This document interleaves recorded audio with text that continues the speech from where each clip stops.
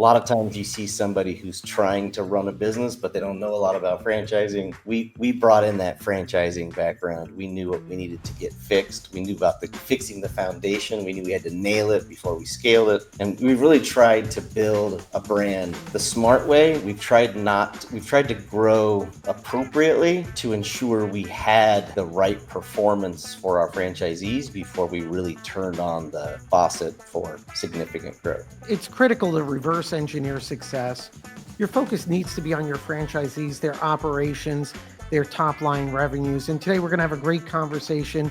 Aaron Meyers, one of the founders of Hammer and Nails, and their story starts with Shark Tank, where Aaron saw the original location open on Shark Tank, and then what he's built as they're growing the system. Well, it's pretty amazing, and he's got some great insights to share for franchisors and even franchisees.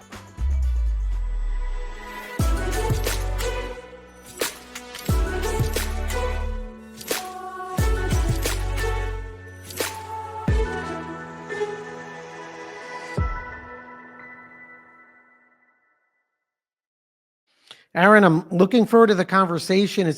What always amazes me is, like, we work with our clients and then we get on a podcast like this, and I learned something that I had no idea about, which was, I'm sure we'll get into it, about Shark Tank and how Hammer and Nails came about, but I'm glad we're doing this today. Yeah, me too. Excited to be here. Yeah. So Aaron, I think it'd be a great foundation because you have an amazing history in terms of the franchise world itself. What you've done in the franchise world, and then connecting the dots of how Hammer and Nails came about. Sure. Well, maybe we'll start with Hammer and Nails. I was the president of operations and innovation at Massage MB, and I left Massage MB, and with a friend of mine, John Choi, who's our business partner and biggest investor in Hammer and Nails. We basically saw Hammer and Nails on Shark Tank. The original founder's name was Michael Elliott, and he came up with an idea for men's nails. He didn't get a deal on Shark Tank, but we came in and said to Michael, we think you have the beginnings of an idea, not fully formed. And we offered to take that business over from him at that time, which we did. And we basically added in men's grooming as a whole. So we brought barbering, straight razor shaves, waxing, things like that into the house, and then kind of fully fleshed out the idea. And then we launched the Hammer and Nails brand kind of officially from that acquisition. I'm so interested, just the behind the scenes, because everyone watches Shark Tank and you see all these business owners up there. Any interesting insights there? What were you thinking when you said, why you were so attracted to this concept or what they were doing, and any insights into how it operates on Shark Tank and how he felt? Well, I definitely love when I see an industry that is antiquated in the way it thinks. I look at that as opportunity. And so me and my partner, John and Klaus, we all recognized pretty quickly that the men's grooming industry has been operating in maybe an old-fashioned way for a long time. It's been kind of you deserve to get in and out as fast as you can, and you should search for the cheapest price. And maybe the message has been, self-care isn't masculine. Like, taking care of yourself somehow makes you less masculine. And all of those things couldn't be more backwards from what's correct. And so we saw an industry that was ripe. And so we were discussing ways to take advantage of that industry. When we saw Hammer and Nails, we said, this is the start of a brand that, if we make some adjustments, can really take advantage and maybe flip an industry on its head, right? We're coming along and saying, hey guys, you are super successful in life. You drive a BMW. Why are you still going to get your hair cut where your kid goes? Why don't we build a place that's for you? And it isn't so much of what's in the industry has gimmicks. And so we're trying to treat men respectfully and say, we built a very high class, high quality experience for you. And that experience is going to be better than anything you've ever had. We're going to treat you respectfully. We're going to give you a drink. We're going to give you Bose headphones. We're going to let you watch the game. And you're going to be a member of a private club. And we brought all of that together. And really, that was kind of what made us want to buy that, is we saw the future. We saw an opportunity in an industry that needed to be maybe turned on its head a bit. And that's exciting to me and my team. The original founder, how many locations did he have? Just, well, one. So he had one location, just did nails. Nails only.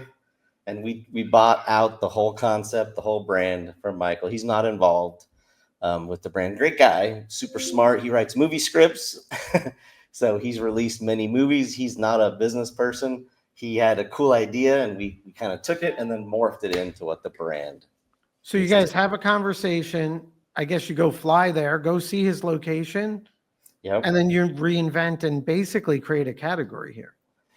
Yeah, long story short, yes, we worked with Michael. John, my business partner and the biggest investor in the brand, was a franchisee, but he hadn't opened yet. And we just saw so much opportunity. And with our franchising experience, we knew we could help the brand. A lot of times you see somebody who's trying to run a business, but they don't know a lot about franchising. We brought in that franchising background. We knew what we needed to get fixed. We knew about fixing the foundation. We knew we had to nail it before we scaled it. And we've really tried to build a brand the smart way. We've tried to grow appropriately to ensure we had the right performance for our franchisees before we really turned on the faucet for significant growth. Aaron, so if we're thinking about, so as you take over the concept and you're really building something different and special, but in terms of that scaffolding, so you're now a seasoned franchise executive, a new category that you guys are really defining in many ways. And now you have not a clean slate, but a great slate here where you're building this into the franchise system you wanted. What were some of the scaffolding and things that you were focused on as you were building this up? Yeah, the biggest one was recurring revenue. The grooming industry for men and women has not yet figured out how to do, when we took over, hadn't really figured out membership. A lot of brands offered memberships, but it wasn't core to who they were. We've designed Hammer and Nails that we are a private club. And it is in our DNA through thick and thin. I mean, 90% of our revenue comes from memberships in our mature locations. So we are through and through a membership business and focused on ensuring that we brought the benefits to our franchisees and to our customers. We're huge believers in what membership does for both the consumer and for franchisees, which is why we brought membership into this concept. Which, yeah, I mean, look, you have that customer client acquisition and membership models. I mean, they make so much economic sense for businesses. Some fundamentals here from a franchising standpoint. What would you say are the uniques or those three or whatever attributes that really differentiate Hammer and Nails? I mean, it's the environment is not bright lights. It's not rock and roll. It's not pinball machines. It's not trying to be cool. I don't know. It's more speakeasy, more relaxed. So we built an environment that we believe is second to none. It's typically 2 to 3 times the size of a normal men's grooming spot because we have 2 separate rooms and a full lounge on top of it. So our shops are 2,000 square feet up to 3,000. And so that first piece is what we designed. The second piece is our membership model, that private member, building a place where men wanted to come and spend time, where they have camaraderie, where they feel like they've de-stressed, where they feel taken care of, where they feel appreciated. We hear from our customers regularly how much they appreciate someone treating them special, right? So we've tried to build a place that gives men a place where they're treated uniquely, especially in an environment that's second to none. And then the other piece we've added is kind of the breadth of services. We're the only place that has 2 rooms. We have a whole second hand and foot room for manicures and pedicures for men. Our pedicures do not have any polishes, no acrylics, so we don't have to bring huge air handling units in to suck all the bad chemicals out, because we don't bring the bad chemicals in. Our business doesn't have that, right? Because we're doing nails for men, not acrylics for women. And so kind of the breadth of services, the location we've built on top of a membership concept on top, is what we feel makes us the most unique. And then, so Aaron, in terms of franchise, and again, everyone will check out FDDs and item 19s, and that's not what this video is about. And again, also we have other franchisors, brokers, like, how do you evaluate, what's the right way to evaluate the unit economics or the opportunity profile that Hammer & Nails offers? Yeah, I mean, so my brain and the way I think about this, we've tried to grow. We didn't want to sell 100 licenses. Well, of course we did, but we wanted to sell and grow smartly because we wanted to be sure that we had the foundation laid.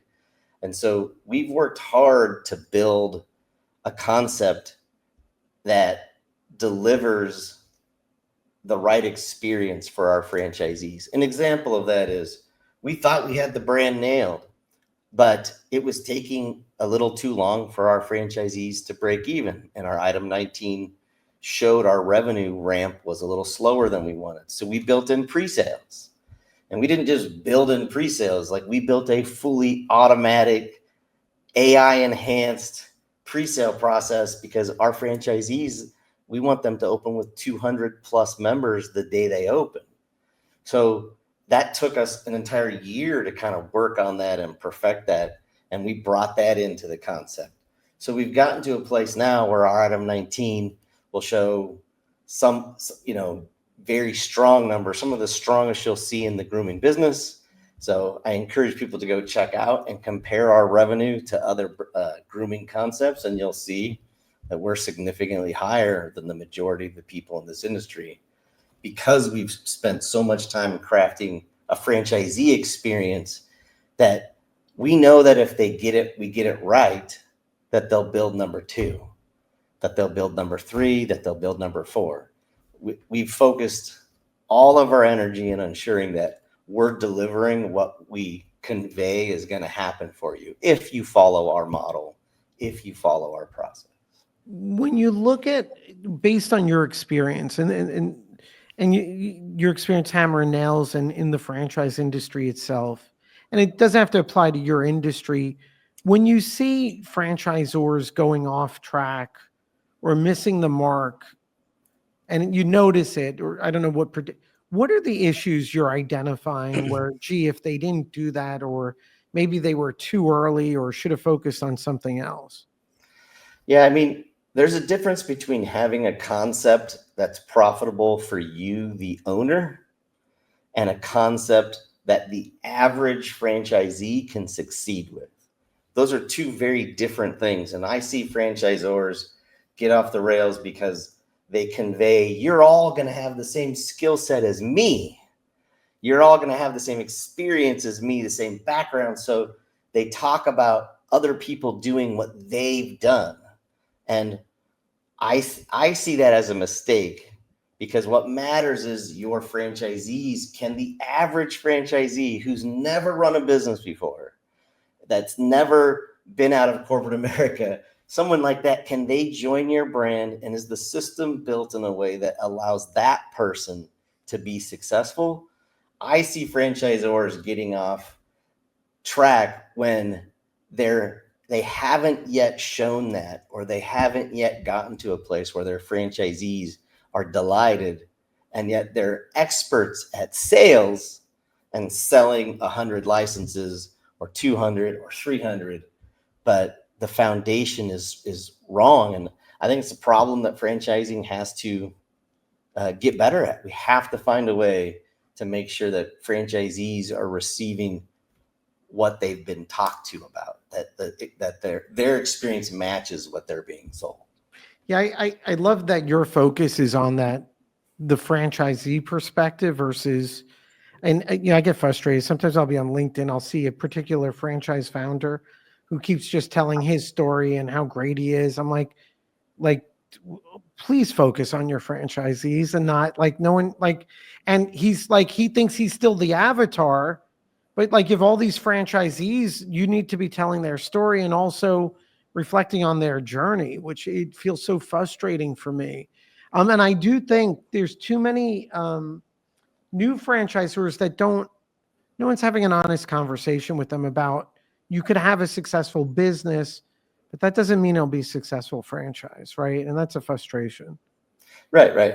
I mean, people come to me, I don't know, every week of my life with the concept that they're like, Aaron, help me franchise this business. And 99% of them, I'm like, you are nowhere close to being ready to franchise.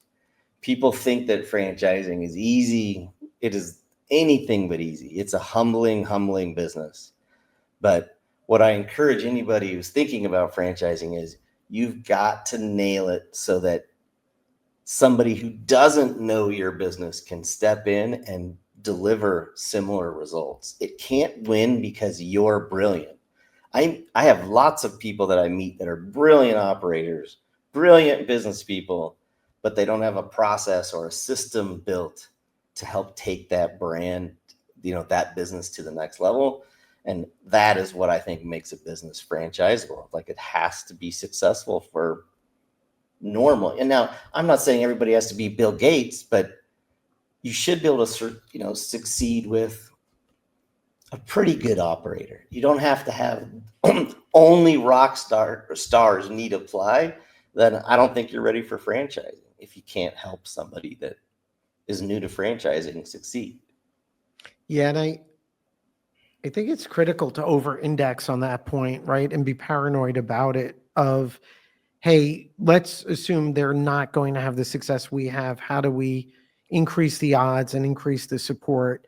And so from a hammer and nails perspective, how do you, what, not KPIs in terms of detail, but what's some of the infrastructure you're focused on as a franchisor that's important for you? Yeah, I mean, it comes down to really revenue and consumer experience, and they're tied hand in hand. But obviously, I do believe that high tide can cover some stumps, maybe not all stumps, as the slogan says. But I do believe that if you build a strong enough sales platform, that some of the ugly can be overcome just through sheer ability to help people learn to grow their business. And so we spend a ton of energy teaching, training, and educating our franchisee partners how to talk about our business. And actually, we teach people, don't sell, just educate. Like, we lead with our membership and our marketing. A lot of membership brands almost hide the fact that they're memberships until people come in. We don't hide that. We lead that. We're proud of it because we're not trying to sell you. We're just saying, this is who we are. We're proud of who we are. Come in and experience. And if you love it and you're going to come back, then you should join, because there's no risk. You're not signing a 12-month agreement. You're not stuck for a commitment. If you're unhappy, you can cancel that minute. So we've de-risked building an organization, or we've built a model that allows people to join us with so little risk that helps us maybe index against other businesses in our industry better than, and that's why we're outperforming many of them. So yeah, go ahead. No, what, like in terms of the sales and that culture, how do you approach the franchise sales or the discovery process and really identifying good fit franchisees and who's, a good fit to even work together? Yeah, it's interesting. We've used many different approaches. I think nothing's better than FaceTime. I think that's when you really get to know both people. They get to know your franchise team, and they get to know who's going to support them, and you get to know them. So I think encouraging that FaceTime and building in more FaceTime than you might expect is beneficial, and lets you know that you're bringing on the right person. We have integrated into our process a personality score, and we don't use it as a pass or a fail. We just use it as an educational tool that this is how this franchisee ticks, and this is how they fit into your culture. And so this is the way that you might need to coach this person to ensure that they're the most successful in your brand. So that's kind of been the other piece of that from a technology side, that everyone in our sales process goes through a personality, and it's like a fit assessment to make sure that our culture and what they're expecting is right. And we have sat down with people that said, like, you're better fit for a brand with 1,000 locations. Like we're at 45 locations. If you're expecting a 400 person corporate team, we're not that. Like you got to be excited about where we're at and helping us grow. And if you're not passionate about that, then you're not the right fit for a brand at our point.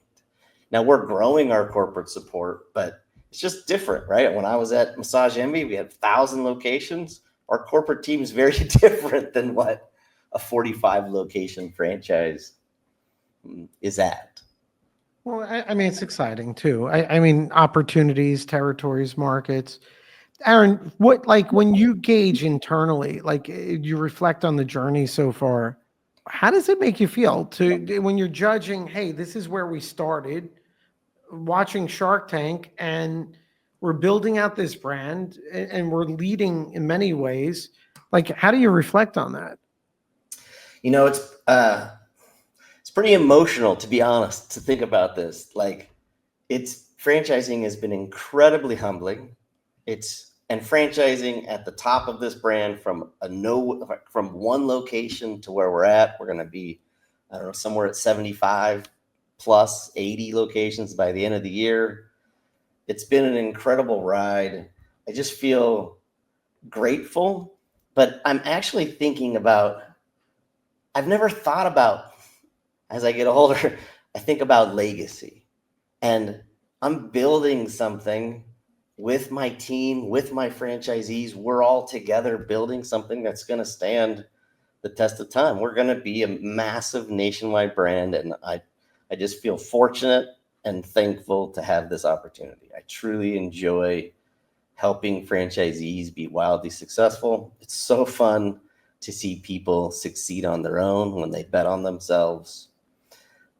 I just try to keep my head in the space, keep my ego in check, talk less, try to listen way more, and stay focused that way. And if we do that, we're going to be a great brand.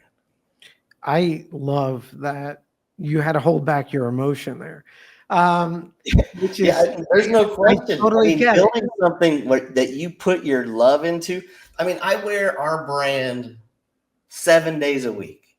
Like, this isn't a job, right? Like, when you're building a franchise from nothing, my family's into this. My son's into this. Like, it's not a job. It is a job, but I just mean, when you pour everything you've got into something, probably, I mean, I don't know. Actually don't know. When I talk to people, I'm like, have you really ever given it something your all? Like, I don't think people really know what it means to give your all. And I've poured a lot of myself into this brand. I don't even know if I've hit the limit of what I can give, but it is emotional to think about going through that process and being that kind of, maybe even unhealthily involved in the success of a business. It's been a fun ride. I mean, it's just so much there, because sometimes, like, I'll be at a red light or at a train track, and I'm like, I start questioning myself. I'm like, what are you so motivated about? Right. And I think about it, and I never thought I'd be at a stage in my life where that connects so much with me in terms of legacy.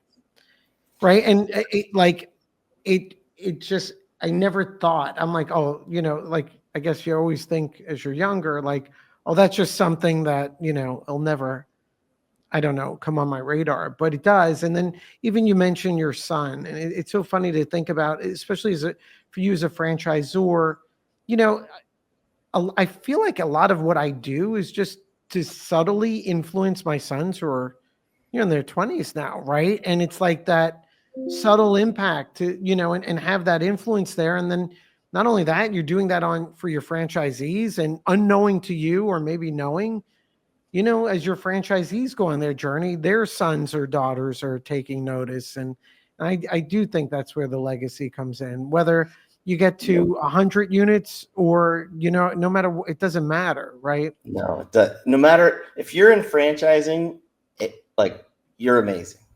That's it. If you own 10, 50, 200, 700, you're amazing. It really is not for the weak of heart. Like, you've got to you're amazing to be in franchising. Well, I mean, as long as you're doing the right thing, right? Yes. Not Yes. everyone would, I mean, Aaron, as we were speaking, I felt like you were trying to talk more because you're getting too emotional over it, right? Well, Which I I love. do want to shut that. Right. I mean, I don't. Yeah. I prefer not to Which I think cry is, on this but podcast. But amen. Yeah, sure. I will say, my son is like, I'm trying to show him that he's proud of his dad. I want to be a father that leads the right way, that treats people the right way, Right. that supports people the right way. I want to try to be the person that he can try to emulate. And having a child definitely changed my perspective on life. My son's 18. Landon's a great kid. He's heading off to college. And he's wanted to have 25 careers. And when he came to me in the last, a year ago, and he's like, I think I want to own a business now. And I was like, trying to withhold my excitement. I was like, because I don't want to force it, right? I want him to be him. But there's no question that legacy is about how to help, how to be a better person, and having a wife and son to try and live up to their expectations or exceed them. It's what it does. It's what drives me. I don't know other people, but being a dad and a husband definitely drives me. Well, in that entrepreneurial journey, I mean, he's probably learned more watching you and doing what he does than what he's going to learn in college. What's next? What's the focus as you go forward now in terms of, opening up locations, the brand itself? Where's your vision at and focus?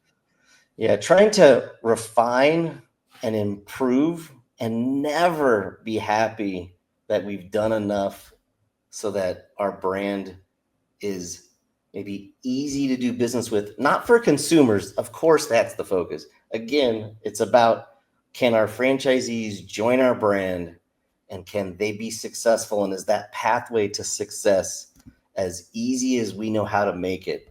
We're obsessed with ensuring that everybody can succeed. So we're trying to dig into technology now and use AI, right? So if we can figure out ways to, we're testing out using AI to do some of our pre-sales calls. We've installed some AI bots to take some consumer texting off the plate of franchisees. We're just trying to find ways to make it easier to be successful. We're trying to make it, we know that if we can make more people have access to that success, it's going to pay off in growth over time. Our current franchisees will keep expanding. New franchisees will keep succeeding. We don't want to have closures. If we can avoid a closure, we don't. There's none on, we don't have any on our item 19. We're proud of that. We're proud that our business continues to, not our item 19. What is that? Item 20? 20. Yep. 20. There you go. Right. We're proud of that in our item 20, but we're trying to build a brand that people succeed with, and we're trying to make millionaires if we can. I'm not promising that. That's not what I'm trying to say, but that's my drive. Right. I want to make people successful. Well, what's great is, and what I love about these conversations, what Hammer and Nails is today, there's been so much put into it along the way. And to me, I think the win, always the win, and the big lesson for me or whoever's watching this video is, I love your focus on not you guys as the franchisor, but your role in how can we make the franchisee successful in the operations and simplifying what needs to happen, focusing on those top line revenue numbers. I love, I think you said high tide covers some stumps.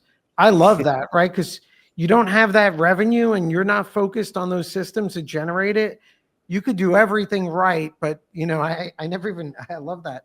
Those stumps will be there. So, I mean, I'm always surprised when we have these conversations, like how much I get out of them. And Aaron, I love it. I love seeing what's going on in Hammer and Nails, and I appreciate the time today and spending this time. Yeah, no, I'm glad I could come on. I've enjoyed talking about the brand.